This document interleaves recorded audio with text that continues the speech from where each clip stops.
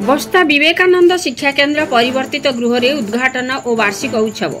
बस्ता ब्लॉक स्थित बस्ता बजार निकट विवेकानंद शिक्षा केन्द्र 2 दिनिया वार्षिक उत्सव ईश्वरवर्ती मंदिर प्रांगण में अनुष्ठित होईछि। एही उत्सव में मुख्य अतिथि भाव बालेश्वर सांसद प्रताप चंद्र षडंगी, मुख्य वक्ता भाव बस्ता एसडीपीओ मानस कुमार देव, विशेष अतिथि भाव उत्कल शिक्षा परिषद संपादक जुएन्द्र दास, सम्मानित वक्ता श्याम प्रसाद बेहेरा योगदान करने सह प्रदीप प्रज्वलन कर शुभारंभ करथिले। सम्मानित अतिथि भाव सांबादिक रामचंद्र देव, सांबादिक सुशांत प्रधान, अवसर प्राप्त वायुसेनाधिकारी प्रदीप कुमार परिडा जोगदे वक्तव्य प्रदान करथिले।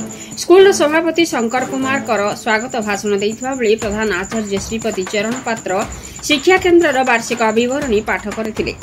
शिक्षयित्री रंजिता पाढ़ी धन्यवाद अर्पण करथिले। प्रारंभ में स्कूल छात्र छात्री वंदे मातरम और वंदे उत्कल जननी संगीत गान करथिले। सभा पर स्कूल विभिन्न विभागर कृति छात्र छात्री को अतिथि माने पुरस्कार बंटन करथिले।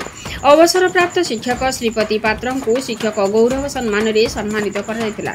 एथिपूर्व सांसद श्री चढ़ंगी 4 लाख टंकार व्यय अटकल विवेकानंद शिक्षा केन्द्र परिवर्तित गृहर उद्घाटन करथिले। पुणी द्वितीय उद्यापिनी उत्सव में बस्ता ब्लॉक अध्यक्षा अंजलि दास, मुख्य अतिथि कवि शिशिर रथ, मुख्य वक्ता प्राक्तन सरपंच प्रदीप कुमार पंडा, विशेष अतिथि बस्ता सेवा समवाय समितिर सभापति मनोज कुमार महांती, सरपंच गौरांग चंद्र बेहेरा, अवसर प्राप्त प्रधान शिक्षक गगन बिहारी जेना, अवसर प्राप्त शिक्षक कुमुद रंजन परिडा सम्मानित अतिथि भाव जोगदे वक्तव्य प्रदान करथिले।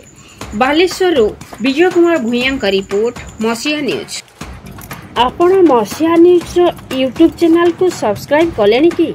जदि करिनाहंती एबे करिनियंतु।